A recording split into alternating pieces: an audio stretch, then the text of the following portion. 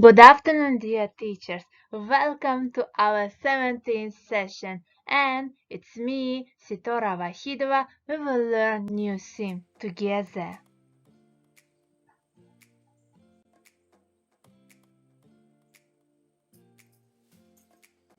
Now, let's learn effective ways of organizing extracurricular activities. So, first of all, what's it?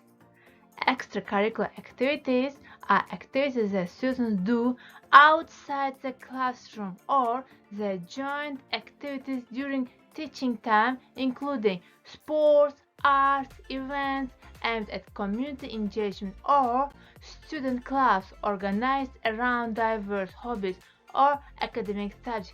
It means every hobby or activity which you do after classes. This is called extracurricular activities.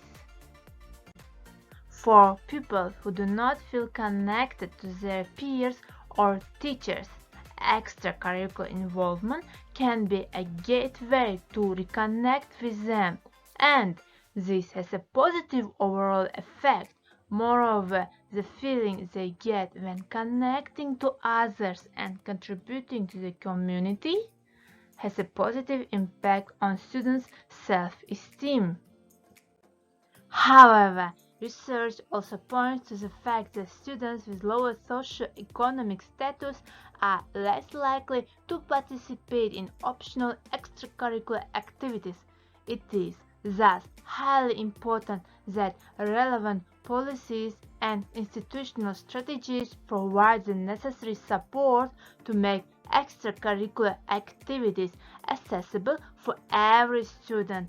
Ideally, we should remove all barriers to participation, especially for those at high risk of early school leaving. There are several kinds of extracurricular activities. It can be sport, art, learning languages, or something connected with culture like music or drawing. And right now, we will learn 10 effective ways of organizing extracurricular activities. First of all, you should pay attention to choosing participants. While choosing them, you should consider their talents, interests, and needs. The second one is a quantity. Don't choose too much pupils in one group. It can lower the quality. Next, choose appropriate time for participants. Fourth, organize interactive games relevant to subject. It will help you to keep active all of them.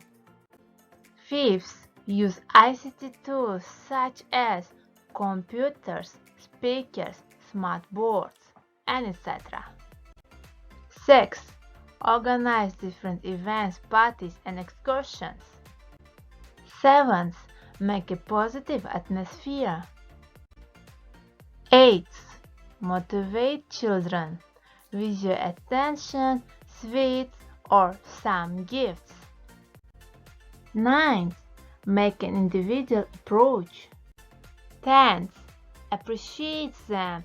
It will motivate pupils.